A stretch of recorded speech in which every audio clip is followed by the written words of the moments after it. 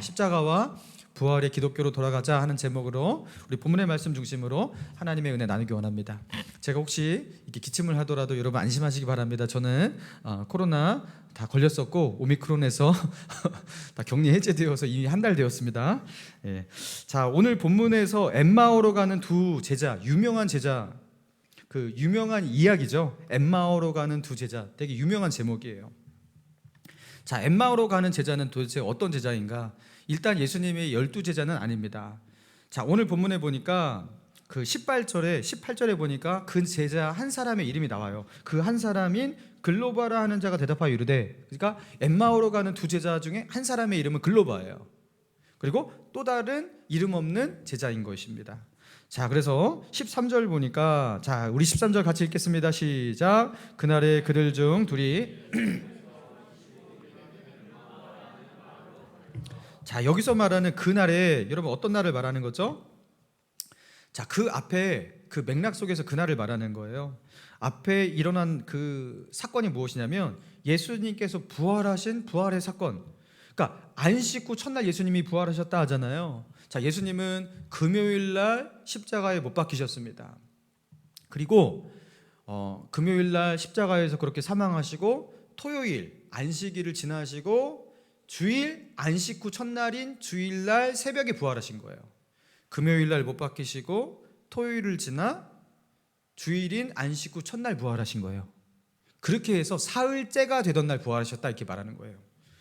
자, 그 안식 후 첫날인 그 예수님께서 부활하신 그날을 말하는 거예요.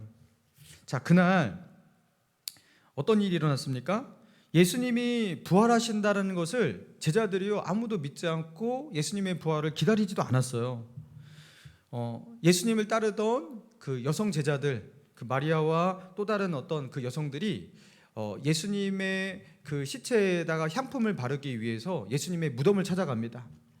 안식 후 첫날 새벽에 예수님의 무덤을 찾아가 보니까 예수님의 무덤을 막고 있던 돌은 굴려져 있었고, 그리고 예수님의 시체는 보이지 않았고, 그곳에서 찬란한 옷을 입고 있는 한 천사를 보게 되었습니다. 그리고 그 천사가 너희가 찾는 예수는 여기에 있지 아니하고 부활하였다. 그렇게 천사가 예수님의 부활을 증언해 주었어요. 그리고 이 여인들이 놀라서 어떻게 합니까? 예수님의 12제자를 찾아와서 예수님은 무덤에 있지 않고, 그리고 그 속에서 천사가 말하는데 예수님은 부활하였다고 내가 들었노라. 그렇게 말을 하니까 제자들이 어떻게 해요? 예수님의 제자들이 마태복음 24장 11절에 보니까 사도들이 그들의 말이 허탄한 듯이 들려 믿지 아니하더라. 그 허탄한 말을 어떻게 믿을 수 있냐고, 예수님이 어떻게 부활을 하겠냐고 하면서 믿지 않았다라는 거예요. 예수님을 따르던 12제자들이 그랬다라는 거예요. 그런데 여기서 말하는 엠마오로 가는 두 제자, 예루살렘에서 엠마오로 향하고 있는 이 두 제자는 12제자의 안에 들지도 못하는 약 70인의 제자에 드는 제자로 보여집니다. 그런 제자가 어떻게 예수님의 부활을 믿겠습니까? 예수님이 죽으신 지 사흘이 되던 날, 예수님께서 약속하셨던 그날이에요. 예수님은 십자가에서 죽으실 것을 말씀하셨고 제3일에 부활하리라, 그렇게 예수님은 약속하셨어요. 자, 그런데 그 날이 되었는데 부활하신 예수님, 그 약속된 날에 예수님을 만나려고 부활하신 예수님을 기다리지 못하고 어떻게 하는 거예요? 예루살렘을 떠나 엠마오로, 자신의 집으로 그렇게 가고 있는 거예요.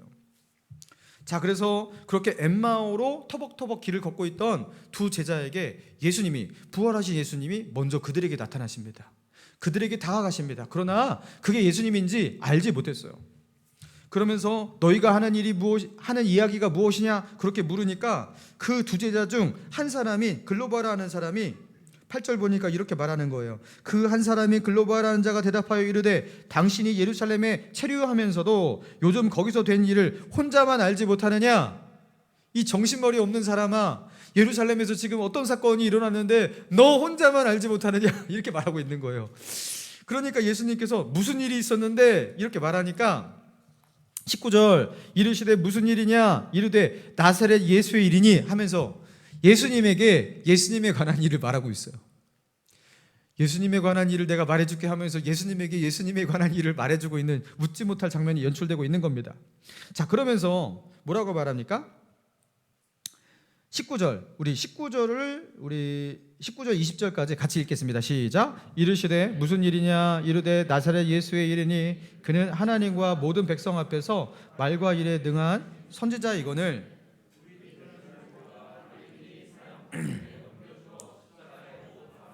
여러분 19절 20절에 나와 있는 이 말의 뉘앙스를 읽어야 됩니다. 그분은 하나님과 모든 백성 앞에서 말과 일에 능한 선지자이거늘. 그러면서 말과 일에 능한 선지자에게 뭔가가 있었다? 기대가 있었다. 그런데 그 말과 일에 능한 선지자를 글쎄 대제사장과 관리들이 사형 판결에 넘겨줘서 십자가에 못 박아 죽게 만들었다. 그래가지고 어떻게 되었다라는 거예요? 말과 일에 능한 선지자가 이제는 더 이상 없다, 끝났다. 그러니까 이제 다 끝났다, 실패로 돌아갔다. 그래서 우리는 지금 어떻게 한다? 엠마오로 돌아가고 있다. 이런 뉘앙스인 거예요. 자, 그러면서 그들이 예수님에게 기대했던 바가 무엇이었는지, 실망한 것이 무엇이었는지를 21절에서 말하고 있어요. 자, 21절 같이 읽습니다. 시작. 우리는 이 사람이 이스라엘을 속량할 자라고 바랐노라. 이뿐 아니라 이 일이 일어난 지가, 여러분 여기서 이 사람이 이스라엘을 속량할 자라고 바랐노라, 되게 중요한 표현인데요. 자, 예수님에게 기대했던 것이 무엇이라고요? 이스라엘을 속량할 자가 되어주시기를 기대했다라는 거예요. 자, 여기서 말하는 이스라엘의 속량이 무엇이냐면요, 당시의 이스라엘은 로마의 지배를 받고 있었습니다. 예전에 구약 시대 때 히브리 사람, 이스라엘 사람들이 애굽의 종로를 타고 애굽의 속박 가운데 그렇게 애굽에 사로잡혀 있었듯이 지금은 이들이 지금 누구에게 사로잡혀 있는 거예요? 로마의 통치 아래, 로마의 압제 아래, 그들의 손아귀 아래 그렇게 있는 거예요. 로마 시대니까요. 근데 이스라엘 사람들, 그 자존심 강한 이스라엘 사람들에게 이게 너무나 슬프고 안타까운 거예요. 왜냐하면 자신은 하나님 나라의 하나님의 백성이에요. 이스라엘은 하나님께서 부르신 하나님의 백성인데 이방인들의 통치를 받고 있으니 이거 말이 아닌 거예요. 그래서 그들이 바라고 원하는 것이 무엇이었습니까? 성경에서 말하고 있는, 성경에서 예언되어 있는 그 메시아, 히브리어로 메시아, 헬라어로 그리스도예요. 기름 부음 받은 자. 그 그리스도가 오셔서 어떻게 하기를 바랬던 거예요? 그분이 이 이스라엘 나라를 로마의 속박 가운데 속량해 내시기를, 애굽의 속박 가운데 히브리 사람을 속량해 내시듯이 로마의 속박 가운데 속량해 내셔서 이스라엘을 어떻게 만드는 거예요? 자유의 국가로 만들고, 그리고 이방의 통치와 이방의 지배를 받고 있는 약한 나라가 아니라 옛 다윗 시대, 옛 솔로몬 시대의 그 영광과 같이 이방을 통치하고 이방을 정복하고 이방을 다스리는 부강하고 영화로운 나라로 만들어줄 것을 기대하는 것, 이게 바로 이스라엘의 속량을 바랬노라, 이 뜻이에요. 유대인들은 다 공유하고 있었던 그 시대의 메시아 대망 사상이 바로 이것이었습니다. 근데 예수님은요, 이런 메시아 대망 사상을 결코 동의한 적이 없었어요. 나는 그것을 위해서 온 것이 아니라 온 백성의 죄를 사하고 너희를 구원하기 위해서 왔다 하면서 예수님은요, 그들에게 늘 십자가와 부활을 말씀하셨어요. 여러분, 그런데 아무리 그들에게 말했지만 그들이 기대하는 것은 메시아는 우리의 왕이 되어서 우리 이 나라를 로마에서 구해내고 이 나라를 다시 영광스러운 나라로 그렇게 만들어줄 것을 그렇게 기대하는 이 기대가, 제자들도, 예수님의 12제자일 뿐만 아니라 다른 제자들도 다 그런 마음이 변하지 않았습니다. 자, 그런데 예수님은 십자가에서 죽으신 거예요. 다 끝났죠. 그 예수님이 십자가에서 그렇게 허무하게 죽어버린 거예요. 그래서 이들은 어떻게 하는 거예요? 낙심한 거예요. 그리고 집으로 돌아가고 있는 거예요.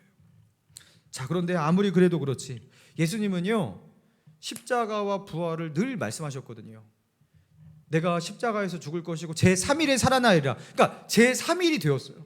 그러면 제3일 날 혹시나 하는 마음이라도 예수님께서 부활하실 거야, 부활하실 수도 있어, 이런 마음을 가져도 그들이 그 3일째 되는 날 떠나면 안 됩니다. 예수님을 좀 기다려야 됩니다. 근데 그들은 엠마오로 가면서, 그 예루살렘을 떠나면서 낙심하고 실망한 마음으로 그렇게 떠나고 있었다는 거예요. 그리고 그들은 이야기합니다. 22절에서 24절 보니까, 또한 우리 중에 어떤 여자들이 우리를 놀라게 하였으니 이는 그들이 새벽에 무덤에 갔다가 그의 시체는 보지 못하고 와서 그가 살아나셨다 하는 천사들의 나타남을 보았다 함이라. 또 우리가 함께한 자들 중에 두어 사람이 무덤에 가 과연 여자들이 한 말한 바와 같음을 보았으나 예수는 보지 못하였느니라 하거늘. 자, 보세요. 예수님이 정말로 3일째 부활하신다 그렇게 말씀하셨는데 그 부활이 정말로 이루어진 것 같은 그 징조가 그 새벽부터 보였어요. 그 무덤을 찾아갔던 여인들이 그 빈 무덤을 보았고, 그리고 천사를 만났고, 그 천사가 부활을 증언했단 말이에요. 그러면 정말이구나, 예수님이 약속하신 대로 그렇게 되었구나, 예수님이 정말로 죽은 지 3일 만에 부활하셨구나, 그렇게 여러분 그게 소망으로 바뀌어야 되는 건 아니겠습니까? 절망하고 실망한 마음이 소망으로 바뀌어야 되잖아요. 여러분, 그런데 그렇지 않았어요. 그들은 엠마오로 갑니다. 다 끝났다. 예수님의 제자들이 그 여인들의 말을 듣고 예수님의 부활을 안 믿었듯이, 허탄한 말을 한다고 그렇게 말했듯이, 이 엠마오로 가는 두 제자도 믿지 않았어요. 여러분, 그렇다면 예수님께서 십자가와 부활, 예수님께서 부활하신다라는 그 얘기, 예수님께서 십자가에 달려 죽으시고 부활하신다는 그 얘기가 제자들에게 제대로 전해지고 가르쳐지지 않았기 때문에 제자들이 이 모양이구나, 그렇게 볼 수가 있잖아요. 그죠?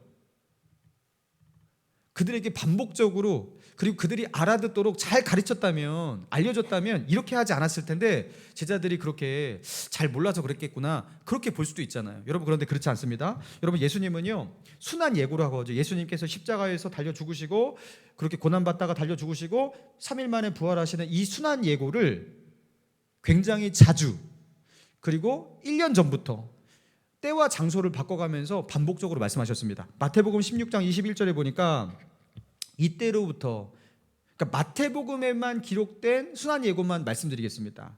마태복음 16장 21절에 이때로부터 예수께서 자기가 예루살렘에 올라가 장로들과 대제사장들과 서기관들에게 많은 고난을 받고 죽임을 당하고 제3일에 살아나야 할 것을 제자들에게 비로소 나타내시니, 그러니까 이때로부터, 그게 십자가에 달리시기 약 1년 전입니다. 그러니까 1년 전부터 예수님은요 저 갈릴리에서부터 어떻게 하셨던 거예요? 예루살렘으로 내려가면 내가 장로들과 대제사장들에게 붙잡혀갖고 고난을 받다가 십자가에서 죽을 것이고 제3일에 부활하리라, 그때부터 말씀하셨어요. 자, 그리고 마태복음 17장 22절에 보니까 갈릴리에서 모일 때 예수께서 제자들에게 이르시되 인자가 장차 사람들의 손에 넘겨져 죽임을 당하고 제3일에 살아나야 하리라 하시니 제자들이 매우 근심하니라.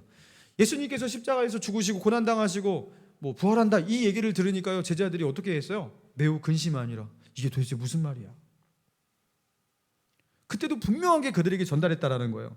그리고 마태복음 20장 18절에 이제 예루살렘으로 가는 길이었습니다.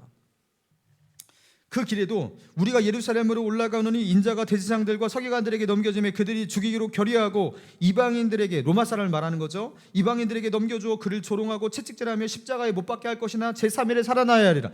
이제는 고난의 그 순서와 그 어떤 고난을 받는 것까지도, 고난의 내용까지도 예수님께서 정확하게 말씀하십니다. 누구에게 붙잡힐 것이고 채찍에 맞을 것이고 어떠한 모욕과 멸시를 받을 것이고 결국에 십자가에 죽을 것이고 그리고 제3일에 살아나야 해요. 여러분, 이렇게 구체적으로. 그리고 마지막으로 마태복음 26장 2절에 4차 순환 예고예요. 너희가 아는 바와 같이 이틀이 지나면 유월절이라 인자가 십자가에 못 박히기 위하여 팔리리라. 예수님이 십자가에 못 박히기 이틀 전에도 예수님은 내가 십자가에 못 박힐 것이고 내가 그렇게 죽을 것이다. 여러분, 예수님은요 그렇게 말씀하셔요. 십자가에 달리시기 직전에도 유월절 그 만찬 그 속에서도, 거기서도 말씀하셨잖아요. 그러니까 지금 정확하게 내가 십자가에서 죽고 3일 만에 부활하리라라는 정확한 내용으로 고지한 것만, 마태복음에 기록된 것만 4번, 비유적으로, 은유적으로, 함축적으로 예수님의 순환과 부활을 얘기한 것은 더 많아요. 예수님은 예루살렘에서 고난당하시다가 십자가에서 죽을 것이다, 제3일에 부활할 것이다, 누누이 말씀하셨단 말이에요. 근데 왜 제자들은 예수님의 십자가 앞에서 이렇게 절망하고, 그리고 예수님의 부활을 이렇게 기다리지 않고 믿지 않고 어떻게 이럴 수가 있냐라는 거. 어떻게? 너무한 거 아닙니까 이거? 그럼 도대체 예수님이 얼마나 그들에게 자주 가르치고 얼마나 더 반복해야 돼요? 여러분, 이들은 왜 도대체 예수님께서 이토록 말씀하셨는데 예수님의 십자가와 부활을 가슴에 담지 못하고 십자가와 부활을 기억하지 못하고 그것을 기대하지 못했을 것인가? 여러분, 그들은요 예수님을 따르고 있지만 십자가와 부활의 기독교를 믿고 있는 게 아니에요. 여러분, 기독교라는 말은 그리스도라는 말을 한자어로 음역할 때 한자로 바꾸면서 기독이라고, 그리스도를 기독으로 바꾼 거예요. 중국에서 먼저 이렇게 바꾼 거예요. 그래서 이제 우리에게 전해져서 기독이 된 거예요. 그러니까 그리스도라는 말과 기독은 같은 말입니다. 십자가와 부활의 그리스도교예요. 십자가와 부활의 기독교예요. 근데 십자가와 부활의 기독교를 예수님은 늘 가르쳤지만 그들은 어떻게 한 거예요? 십자가와 부활은 없는 기독교를 믿고 싶었던 거예요. 십자가와 부활을 그들은 원하고 바라지 않았던 거예요. 그래서 다 필요 없습니다. 우리 민족을 구원할 메시아가 필요할 뿐입니다. 저 로마 사람을 물리칠 그리스도만 필요할 뿐입니다. 그렇게 말했던 거예요. 그러니까 그들은 그리스도를 믿고 따르는 듯해 보이지만 사실 그리스도가 전한 그 말씀을 믿지 않아요. 그리스도가 그들에게 당부했던 십자가와 부활을 가슴에 담지 않아요. 그런데 그리스도가 좋대요. 그리스도를 따른대요. 그러니까 그들은 뭐예요? 기독교가 아닌 기독교를 믿고 있었던 겁니다. 예수님께서 말씀하신 그 십자가와 부활을 가슴에 담지 않았던 겁니다. 그래서 그들은 예수님이 십자가에 달렸다니까 다 끝났어 하고서 예루살렘을 떠나는 거죠. 예수님이 부활하신다고 약속하신 제3일이 되자 그 부활의 예수님을 기다리지도 않고 떠나는 거죠. 여러분, 그런데 예수님이 어떻게 하신 거예요? 그렇게 십자가와 부활을 믿지 않던 그 강박한 마음을 가지고 있는 그 제자, 그 둘을 찾아가셔서 어떻게 하시는 거예요? 십자가와 부활을 믿는 그리스도인으로, 십자가와 부활의 기독교인으로 그들을 바꾸시는, 그죠? 그들을 바꾸어내시는 그 작업을 이 본문에서 하고 계시는 거예요. 사랑하는 성도 여러분, 오늘 이 본문의 말씀을 통해서 하나님께서 우리에게 말씀하시는 그 깨달음이 무엇입니까? 예수님께서 아무리 십자가와 부활을 예고하시고 말씀하셨지만, 반복해서 말씀하셨지만 정작 십자가에서 죽으신 예수님을 보고 다 끝났다 낙심하고 여러분 실패라고 말하고, 그리고 제3일의 부활을 결코 기다리지 않았던 그 제자들, 그 많은 제자들을 보시면서, 그리고 엠마오로 향하여서 낙심한 상태로 가는 그 두 제자의 모습을 보여주시면서 지금 우리에게도 말씀하시는 거예요. 뭘 말씀하시는 겁니까? 십자가와 부활을 빼버리고 예수님을 따른다고 말하는 자들이 지금도 우리에게 있다라는 겁니다. 십자가와 부활을 기독교는 늘 말하는 것이지만 그 십자가와 부활을 가슴에 담지 않고 그것 없이 예수님을 믿고 예수님을 따른다고 하는 자들이 오늘날에도 있다 없다? 있다라는 겁니다. 예수님의 제자들도 그랬는데 우리가 안 그러겠냐고요. 십자가와 부활을 아예 빼버리던가 아니면 그것을 넣었지만 심지어 그것이 중요하다고 말하지만 사실 자기의 삶 가운데 십자가와 부활이 차지하는 그 의미가 별로 없어요. 그 십자가와 부활이 내게 주는 그 은혜도 없고 감격도 없고 능력이 되지 못해요. 내 인생에 별 영향을 미치지 못해요. 그러면 그 사람은 말은 나는 기독교인이다, 나는 그리스도를 믿는다 그렇게 말하지만 그 사람은 기독교인이 아닌 겁니다. 옛날에도 있었듯이 그런 사람이 오늘날에도 있다라는 거예요. 예수님이 좋아요. 하나님을 사랑해요. 그러나 그렇게 말하지만 아직도 십자가와 부활의 진리, 그 십자가와 부활의 그 진리의 거기에 있는 그 영광, 그 능력, 그 십자가와 부활의 그 소망을 알지 못하는 그리스도인들이 아마 이 목감신일교 안에도 있을 거예요. 여러분, 예수님께서 누누이 반복해서 때와 장소를 달리하면서 1년 동안 그렇게 수차례 나는 십자가에서 죽을 것이다, 제3일에 부활할 것이다 그렇게 말씀하셨지만 그 말씀을 가슴에 담아놓지 않았던 제자들처럼 여러분, 지금도 이 십자가와 부활을 강조하지만 이것을 가슴에 담지 않는 성도가 있다면 오늘 이 시간에 엠마오로 가던 두 제자가 그 십자가와 부활을 드디어 깨닫고 그것을 자기가 믿음으로 받아들이고 나의 진리로 받아들이고 변화되었던 것처럼 여러분 변화되는 그런 예배 시간이 되시길 바랍니다. 여러분, 그래서 지금은요, 여러분 아무것도 십자가 부활을 모르는 자를 대하는 것처럼 여러분 이 십자가 부활을 다시 소개하기를 원합니다. 여러분 예수님께서 십자가에 죽으셨대요. 근데 그분이 십자가에서 죽으신 이유가 무엇입니까? 예수님은 왜 십자가에서 죽으셨습니까? 그분은 십자가에서 죽어야 할 그 이유가 자신에게 있지 않았어요. 예수님은 십자가에 죽으실 이유가 하나도 없었어요. 여러분 예수님께서 십자가에 죽으신 것은 누구 때문이라고 말하냐면 바로 저와 여러분 우리의 죄 때문이라고. 우리의 죄를 해결하기 위해서 그 해결할 수 있는 방법이 그것밖에 없기 때문에 예수님께서 십자가를 지시고 십자가에서 죽으셨다고 말하는 거예요. 하나님은 하나님의 아들을 성육신, 창조주이신 하나님의 아들이 피조물인 사람의 모양을 입어서 성육신하게 하셨어요. 그리고 사람 되게 하신 거예요. 그래서 그 아들을 어떻게 하신 거예요? 십자가로 이끌어내시고 십자가에 못 박으시고 사형 집행을 하신 거예요. 눈으로 볼 때 로마 사람이 그렇게 한 것 같지만 사실 그 모든 것들은 누구의 계획 속에서, 누구의 인도 속에서 그 일이 이루어진 거예요? 하나님입니다. 하나님께서 자기의 아들을 십자가로 이끄셨고 그 십자가의 사형 집행을 위해서 이 땅 가운데 태어나게 하셨고 고난당하게 하셨고 로마 사람들의 그 손을 빌려서 십자가에 못 박으신 거예요.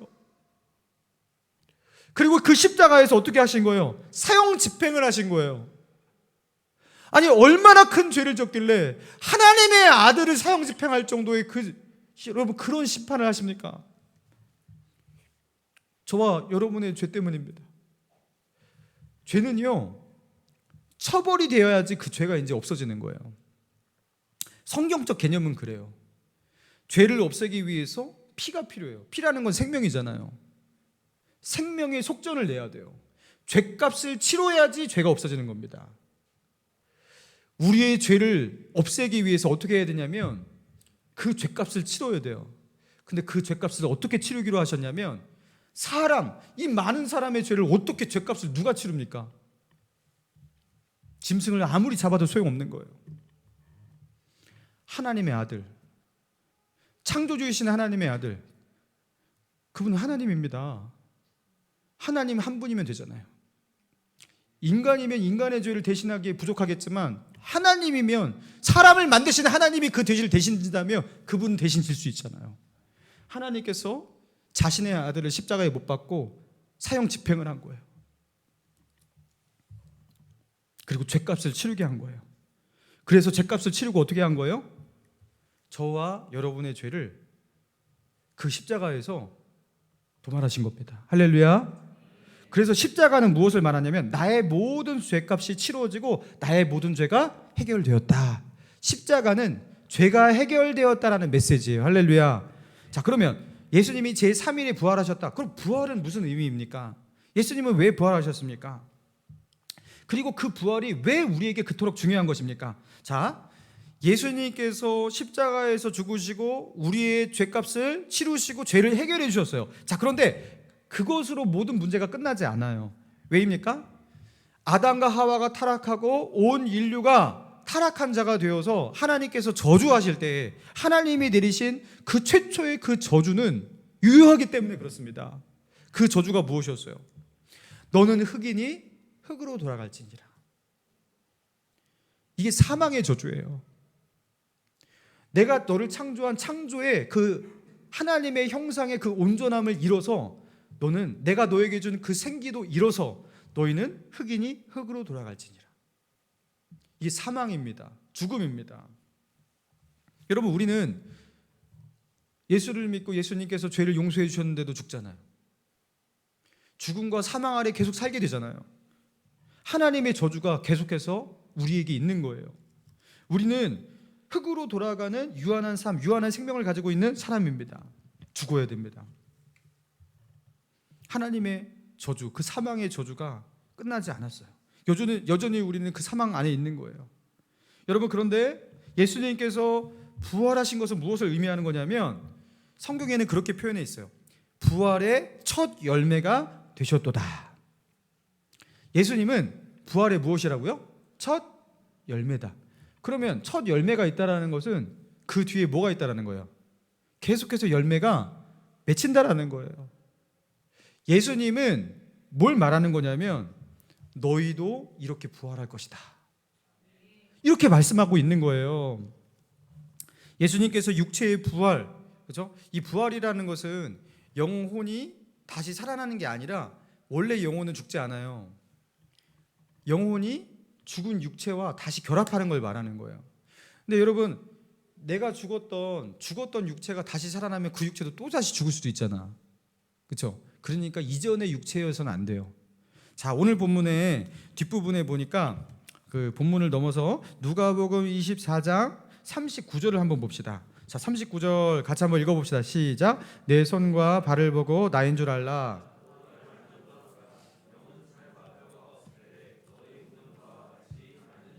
자, 영은 살과 뼈가 없으되 나는 살과 뼈가 있느니라. 손도 있고 발도 있고. 여러분, 우리가 부활하면요, 우리가 가지고 있는 손발이 다 있다라는 거예요. 그러면 우리가 기대했던 그 모습이 아닌데, 나는 이 얼굴 가지고 다시 태어나서는 안 되는데, 이렇게 하면서 막 절망하시고 이럴 필요 없어요. 왜냐하면 우리가 가지고 있는 2차원의 부활이 아니에요. 그래서 예수님은요, 그죠? 문을 열지 않고 그 제자들에게 들어오셨다, 이런 표현도 있어요. 그리고 예수님은요, 그 부활의 육체를 가지고 어떻게 하셨어요? 승천하셨어요. 천국으로 승천하셨어요. 그러니까 우리가 가지고 있는 이 육신, 이 육체가 아니라 영원한 천국에서 살 수 있는 그 몸이에요. 영광스러운 몸이에요. 죽지 않는 몸을 입게 되는 거예요. 할렐루야. 그거를 보여주신 거예요. 그 첫 열매로 예수님께서 부활하셨다는 거예요. 너는 흙이니 흙으로 돌아갈지니라. 흙으로 돌아가서 우리의 생명은 끝나게 되고 우리의 삶은 끝나게 되었어요. 그렇죠? 근데 끝나는 게 아니라 우리를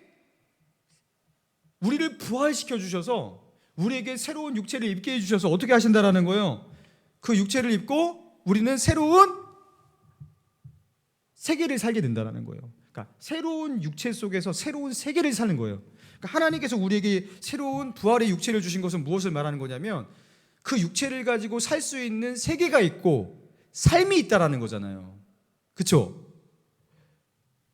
뭐 우주에서 둥둥 떠다니고 그러면 안 되잖아요. 그죠? 세계가 있고 삶이 있다는, 천국의 확실성을 말하는 겁니다. 할렐루야. 예수님의 부활은 확실한 천국을 말하는 것이고 그 천국에서의 삶을 말하는 거예요. 여러분, 이 땅에서의 이 삶이 얼마나 분명하고 얼마나 확실합니까? 그렇죠? 다 보이고 눈에 보이고, 그죠? 현실 세계라고 하잖아요. 현실보다 더 현실 같은. 그러나 이 현실은 길어봐야 100년이에요. 근데 영원한 세계에 비해서 이 현실은 스쳐 지나가는 그런 시간과 같이 잠깐이라고 했어요. 우리가 갈 천국은 영원히 우리가 살 수 있는 그 천국은 이 현실의 세계가 현실같이 보이지 않을 정도의 진짜 현실입니다. 그래서 이 땅의 삶을 전부인 줄 알고 이 땅에서 그죠? 자기 마음대로 살면 엄청나게 후회하게 되는 거예요. 하나님께서 우리에게 생명을 주신 것은 천국을 준비하는 삶을 살라고 이 생명을 주신 건데, 이 삶을 여기서 만족하고 여기서 행복하고 여기서 다 누리고 이런 삶을 살면 어떻게 되는 거예요? 후회하게 되는 거예요. 여러분, 그래서 정리합니다. 십자가로 우리의 죄를 해결하시고 부활을 통해서 영원한 천국을 보여주신 겁니다. 십자가로 죄로 인한 하나님의 진노와 심판에서 우리를 구원하시고 부활을 통해서 죽음과 사망의 저주에서 우리를 구원하신 거예요. 그래서 여러분, 십자가와 부활은 우리 인간이 가지고 있는 가장 근원적인 고통과 두려움과 우리의 힘으로 어떻게 해결할 수 없는, 극복할 수 없는 인간이란 존재로서 가지게 되는 궁극적인 고통과 두려움과 절대로 해결할 수 없는 그 문제를 해결해 주신 하나님이 우리에게 주신 최고의 은혜고 최고의 선물입니다. 십자가는 너의 죄가 해결되었다는 메시지예요. 부활은 너의 죽음이 해결되었다는 메시지예요. 할렐루야. 그래서 십자가와 부활은 전부입니다. 전부. 기독교의 전부예요. 이 진리는 기독교의 전부와 같은 거예요. 근데 나는 십자가와 부활 별로 그런 거 관심 없어요. 그는 기독교를 모르는 사람입니다. 여러분, 십자가 부활의 진리를 만나면 그의 삶은 바뀌게 됩니다. 변화가 안 될 수가 없어요. 여러분, 우리나라의 최초의 선교사, 그 알렌 선교사라고 의사로서 들어온 최초의 선교사가 있었고, 그 뒤에 목사로서 들어온 최초의 선교사가 1866년 영국의 토마스 선교사라고 있었습니다. 여러분, 영국의 토마스 선교사가 미국의 제너럴 샤머너라는 상선을 타고서 통역의 일을 맡아서 그 상선을 타고서 처음으로 조선 땅에 왔어요. 그 당시에 미국과 우리나라가 수교가 되지 않았을 때였고, 수교를 하기 원하는 서구 열강들이 무력적으로 압력을 넣으면서 막 수교를 요구할 때였습니다. 그때 제너럴 샤머너를 타고 대동강을 거슬러 평양을 향하고 있는데, 우리의 허락 없이 미국 사람들이 그 제너럴 샤머너를 타고 그렇게 통상 압력을 넣으면서 그렇게 가는 거예요. 그 속에서 무력적 충돌도 있었는데 그들은, 그죠? 우리 통상 하지 않으면, 우리하고 수교하지 않으면 너희 죽일 거야, 약간 이런 고압적인 자세로 자꾸 나오니까 급기야 참지 못했던 조선의 수군들이 제너럴 샤머너를 본격적으로 공격하기 시작합니다. 그리고 그들이 무태다가 잠깐 되었을 때에 거기다가 불을 질러요. 그 배에다가 불을 질러요. 그리고 금세 제너럴 샤머너가 큰 배가 화염에 휩싸이게 되거든요. 근데 그 화염에 휩싸이면서 살기 위해서 이제 강물로 사람들이 뛰어내리고 헤엄쳐서 무트로 나와야 되잖아요. 그렇게 나오는데 조선의 수군들은 창을 들고 서 있다가 그들이 무트로 나올 때 찔러서 죽이는 거예요. 여러분, 그리고 그 가운데 누가 있었다고요? 토마스 선교사가 있었습니다. 토마스 선교사는 성경책을 몇 권 들고 뛰어내렸습니다. 그리고 복음을 전하기 위해서 이 땅에 왔는데, 그래서 지금 당장 죽게 생겼잖아요. 성경을 들고서 우리 조선말을 하지 못하니까, 한국말을 하지 못하니까 이것 좀 받아달라고 하면서 성경을 건넵니다. 그러니까 조선의 수군들이 찌르려고 말다가 일단 그것을 받았어요. 받고서 찔렀어요. 그 자리에서 죽습니다. 그렇게 박충권이라고, 그때 성경을 받아든 사람, 그리고 토마스 선교사를 죽인 사람이 박충권입니다. 여러분, 그런데 그 박충권이 그렇게 받았던 성경을 가지고 이게 무슨 책인고 하면서 그 당시에 중국에서 먼저 쪽복음으로 한문으로 번역이 된, 한문으로, 영어를 이제 한문으로 번역된 쪽복음이었어요. 누가복음 쪽복음인지 마가복음 쪽복음인지 몰라요. 근데 그 성경을 가지고서 이 박충권이 집에 가갖고 그거를 읽기 시작합니다. 그리고 그것을 읽다가 그가 예수를 믿게 됩니다. 그리고 그 박충권이 장로가 돼요, 나중에.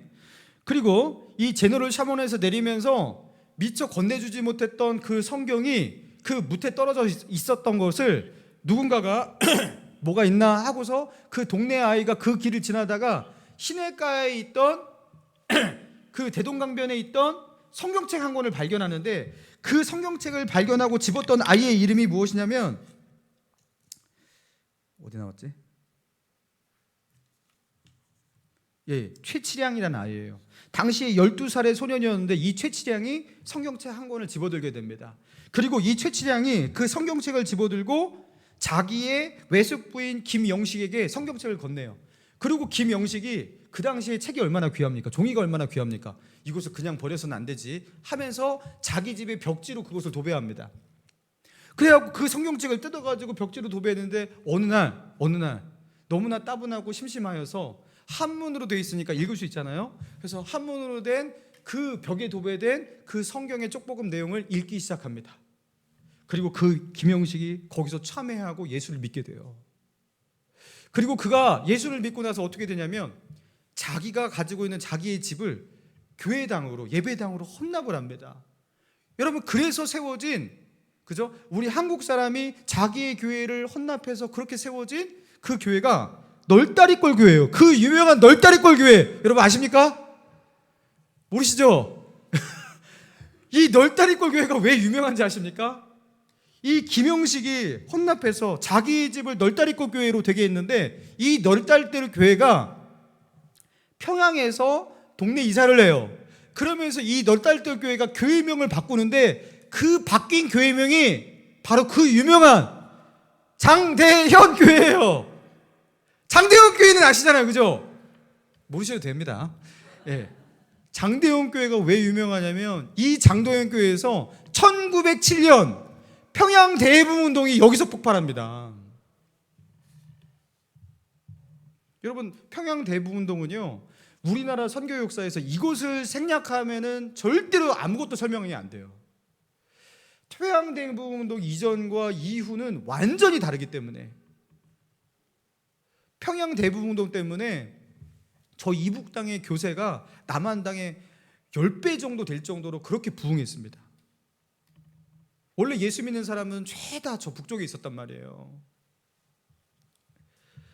여러분 그 평양 대부흥을 점화시킨 그 장대현 교회가 여러분 그 부흥이 어떻게 시작이 되었다고요? 토마스 선교사가 떨어뜨린 그 성경이 그죠? 최치량이라는 아이, 12살 아이한테 들어가고 그 아이가 김영식에게 주고 김영식이 도배를 하고, 그리고 도배한 그 내용을 읽고 예수를 믿게 되고, 그리고 자기 집을 널다리꼴 교회로 그렇게 헌납을 하고, 그리고 그 교회가 평양 대부흥을 이끌었다는 거예요. 할렐루야. 여러분 토마스 선교사가 그렇게 죽은 게 그렇게 허무했죠. 여러분 그런데 하나님께서 그것을 통해서 어떻게 역사하시는지 여러분 우리가 이렇게 역사 속에서 보게 된다라는 거예요. 여러분 토마스 선교사만 이런 삶을 살아간 게 아니에요. 여러분 이 땅에 와서 진짜 자료가 많아요. 선교하다가 자식과 부인을 데리고 선교하러 왔는데 3개월 만에 자식이 풍토병으로 죽었어요. 두 아이를 떠나보내고 아내가 있는데 아내는 1년이 못 돼서 죽었어요. 혼자서 남아서 이 한국 땅에서 선교 사역을 감당하는데 자기도 2년 사역을 못 채우고 죽었어요. 여러분 이런 선교사들이 숱합니다. 그 당시 외국인들이 이 아시아에 와갖고 음식도 맞지 않고 또 여기에 도는 이 전염병을 견디지 못하고 금방 죽어가는 거예요. 그 양화진에는요 선교사들이 얼마 사역하지 못하고 죽은 선교사들이 그렇게 많아요. 그리고 어떤 선교사의 이야기는요, 신혼부부인데 조선에 선교를 오기 위해서 남편을 먼저 보냈어요. 배 타고 먼저 보냈어요. 근데 남편을 먼저 가고 몇 개월 뒤에 아내도 따라가는 거예요. 그리고 아내가 따라서 딱 도착해서 남편을 찾는데 남편이 이미 죽었어요. 그 미망인 선교사가 되어서 여성 혼자 여선교사로 그렇게 조선에서 복음을 전합니다. 여러분 이런 선교사의 이야기가 한두 개가 아니에요. 여러분 그러면 이들은 왜 저렇게까지 할까? 도대체 예수님을 전하고 기독교를 전파하는 것, 복음을 전파하는 것 매우 좋지만 저렇게까지 희생하면서, 저렇게까지 죽음을 무릅쓰면서 자기의 인생을 다 내던지면서 그 젊은 나이에 죽은 사람 대부분이 20대 30대였습니다. 그 선교사님들의 그 나이들이요. 근데 어떻게 저렇게 할까? 여러분 그들이 왜 그렇게 할 수 있는지 아십니까? 그들 안에 있었던 그 진리 때문에 그래요. 그 진리가 무엇입니까? 십자가와 부활의 진리예요. 십자가와 부활의 진리는 우리를 그렇게 변화시키게 만들어요. 이 땅에서 우리가 전전긍긍하면서 이것 없으면 죽을 것 같고, 이것이 세상의 전부인 것 같고, 이 문제 때문에 나는 세상에 망한 것 같고, 그렇게 이 땅에 있는 문제와 이 땅에 있는 것들 때문에 전전긍긍하며 살고 있던, 이 땅이 전부인 줄 알았던 우리에게 십자가와 부활의 복음은 우리에게 무엇을 주는 거예요? 이 땅은 극히 작은, 하나님께서 우리에게 주신 선물도 받고 하나님께서 우리에게 주신 은혜도 받지만, 저 하늘나라 우리에게 약속하신 십자가 부활의 그 진리, 그리고 우리가 갈 영원한 그 천국에 비해서 이것은 너무나 작은 것이구나. 이거는 너무나 작은 것이구나. 그리고 이 십자가 부활의 진리를 내게 주신 그 은혜에 감격해서 어떻게 하는 거예요? 주님, 제가 이 복음 전하다가 죽으면 죽겠습니다 하면서 선교사로 나가는 거예요. 자기의 목숨을 아까워하지 않는 거예요. 자기의 삶을, 자기의 인생을, 자기가 누릴 수 있는 그 행복을 다 헌납하고 나아가는 거예요. 여러분, 십자가와 부활의 진리는요, 우리를 그렇게 변화시킵니다. 이 땅에 있는 그 우리의 낙심, 염려, 절망, 여러분 그게요, 십자가와 부활의 진리와 딱 부딪히는 순간 어떻게 되냐면 그 모든 것들이 되게 작아 보여요. 되게 작아 보여요. 그래서 예수 믿는 사람은 여러분 그래서 강한 거예요. 나는 천국에 갈 수 있을까? 이 정도가 아니에요. 주님의 십자가와 부활의 진리는 우리로 하여금 어떤 은혜를 줍니까? 우리에게 어떤 확신을 줍니까? 이미 천국에 들어와 살고 있는 자처럼, 이미 천국에 살고 있는 자의 그 기쁨과 그 영광이 마치 내게 임해요. 주 예수가 나와 함께하니 모든 것이 천국으로 화하도다. 할렐루야 찬양하세. 여러분 그 찬양 가사와 같이 이 땅에 갑자기 내가 사는 세계는 여전히 똑같은데 천국으로 변하는 거예요. 이 십자가 부활의 진리가 나에게 너무나 확실하니까 세상이 다르게 보이는 거예요. 세상이. 그리고 자기가 바라보는 삶의 목적이 달라지는 거예요. 자기의 삶의 가치관이 달라지는 거예요. 그동안 그렇게 크게 보였던 것들이 이제는 작게 보이는 거예요. 할렐루야. 그리고 그 모든 것들을 그죠? 때로는 포기하고 내던지고 토마스 선교사처럼 주를 위해서 살 수 있는 힘이 생깁니다. 사랑하는 성도 여러분, 이 십자가와 부활의 진리를, 이 어마어마한 이 진리를 여러분 이것을 생략하고 이 진리를 빼내고 나는 기독교인으로, 나는 예수를 믿는다고, 예수를 쫓는다고 여러분 그렇게 말하시는 분이 혹시 있다면 여러분 이 진리를 우리 가슴에 담고 이제 십자가와 부활이 아니면 설명이 되지 않는 인생으로 살아가길 바랍니다. 여러분 예수님이 십자가에서 죽으심으로 우리의 죄가 해결되었어요. 예수님께서 부활하심으로 우리 죽음의 문제가 해결되었어요. 가장 큰 문제가 해결되었어요. 뭐가 두렵습니까? 우리는 지금 죽어도 이 세상에서 그 어디서도 누릴 수 없는 하나님이 주시는 그 영화와 그 축복의 그 영원한 세계 가운데 여러분 들어가는데 뭐가 두렵습니까? 물론 그렇기 때문에 이 세상을 하찮은 것으로 여기고 대충 살고 생명을 값없이 여기고 그렇게 살라는 게 아니에요. 그 하나님께서 우리에게 보여주신 것에 비해서 이 땅의 것이 굉장히, 그렇죠? 그것이 너무나 크기 때문에 이 땅의 것이 그렇게 작아 보이는 것. 여러분 이 속에서 우리의 삶이 어떻게 안 달라질 수가 있냐라는 거예요. 사랑하는 성도 여러분, 십자가와 부활의 기독교로 다시 돌아갑시다. 십자가와 부활의 신앙으로 다시 그 신앙으로 돌아갈 수 있는 저와 여러분 되기를 주님의 이름으로 축원합니다. 이 시간 우리 주신 말씀 가지고 우리 먼저 기도하기 전에 찬양하고 우리 기도하기 원합니다. 하늘 보좌 계신 주님께 우리 찬양하고 우리 기도하기 원합니다.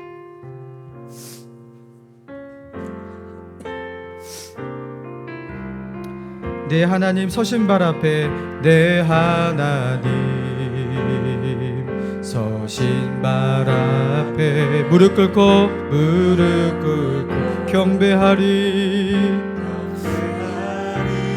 큰 권능과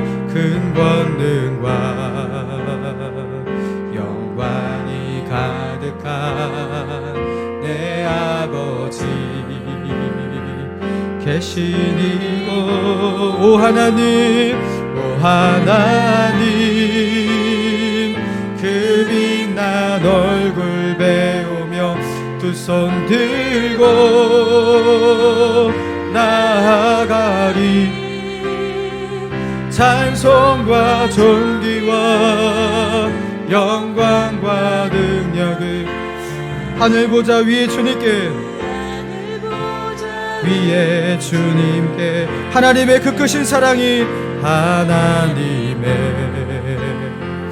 그 크신 사랑이 우리 죄를 사하셨네. 어린 양의 보혈의 은혜로 나 담대히 나아가리. 우리 두 손 들고 찬양합니다. 오 하나님 그 빛난 얼굴 배우며 두 손 들고 나아가리. 찬송과 존귀와 영광과 능력을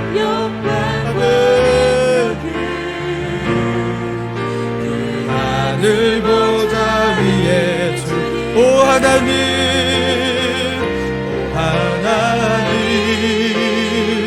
그 빛난 얼굴 배우며 두 손 들고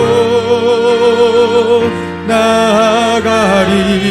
찬송과 존귀와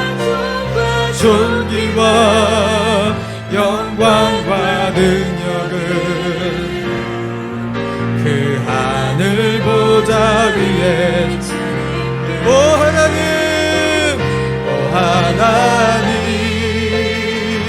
그 빛난 얼굴 배우며 두 손 들고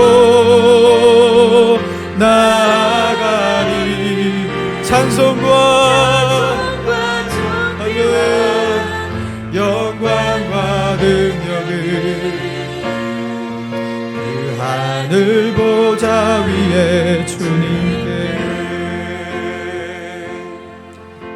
여러분, 이 찬양 부를 때 막 눈물이 나요. 막 가슴이 울컥하고 견딜 수가 없어요.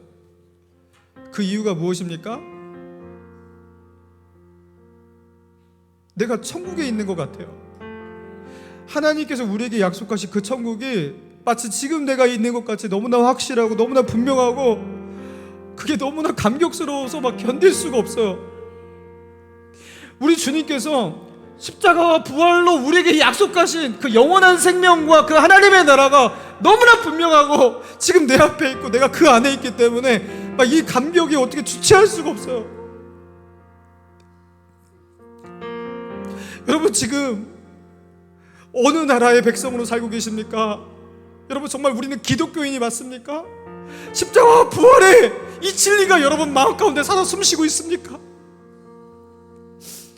하나님께서 우리에게 주신 그 십자가 부활 앞에 이 땅에 있는 것들이 너무나 작아 보이고, 때로는 이 땅에 있는 큰 문제들도 이 십자가 부활의 진리 때문에 때로는 넘어설 수 있고 포기할 수 있고, 여러분 그 진리가 맞습니까? 우리 이 시간 하나님께 기도하며 나아갈 때, 주님, 그 엠마오로 가던 그 두 제자 예수님이 만나고 예수님이 그들에게 성경을 풀어주실 때 그들이 어떻게 변했어요? 그가 성경을 풀어주실 때 우리 속에 마음이 뜨겁지 아니하냐? 그리고 그들은 엠마오로 가는 발걸음을 돌이켜 다시 예루살렘으로 갑니다. 그들 안에 잃어버렸던 그 십자가와 부활의 진리가 다시 그들 안에 살아 숨쉬기 시작해요. 우리 이 시간 기도하며 나아갈 때, 주님, 이 부활절날 말로만 부활절 기쁘다 말하지 않게 하시고, 하나님, 그 십자가 부활의 진리가 이제 내 인생을 변화시키게 하여 주시옵소서. 십자가 부활 속에 살아가는 인생 되게 하여 주시옵소서. 나의 마음과 생각과 눈이 달라지게 하여 주시옵소서. 이가 주여 한번 부르짖고 기도하며 나아갑니다. 주여